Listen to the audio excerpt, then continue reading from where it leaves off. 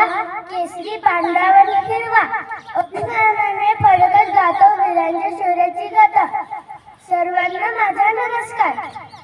माझे नाव काव्य सागर कुलकर्णी आहे। मी तुम्हाला 15 ऑगस्ट याविषयी भाषण सांगणार आहे।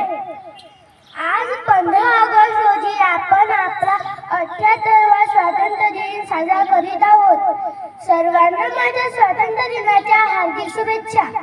हा दिवस आपल्याला शूर सैनिकांच्या बलिदानाची आठवण करून देतो। महात्मा गांधी, पंडित नेहरू, सुभाषचंद्र बोस यासारख्या स्वातंत्र्य सैनिकांनी आपल्याला स्वातंत्र्य मिळवून दिले। आज आपण मोकळ्या हवेत श्वास घेतोय हे त्यांच्या त्यागामुळे शक्य आहे। स्वातंत्र्य म्हणजे सण नाही तर कर्तव्याची जाणीव आहे। या दिवशी शाळा, कॉलेज आणि कार्यालयांमध्ये ध्वजारोहण होते आणि देशभक्तीपर कार्यक्रम आयोजित केले जातात। पण एवढं करून आपली जबाबदारी संपत नाही। आपल्याला देशासाठी योगदान देणं गरजेचं आहे। शिक्षण, विज्ञान, शेती आणि संरक्षण क्षेत्रात भारताने महत्त्वपूर्ण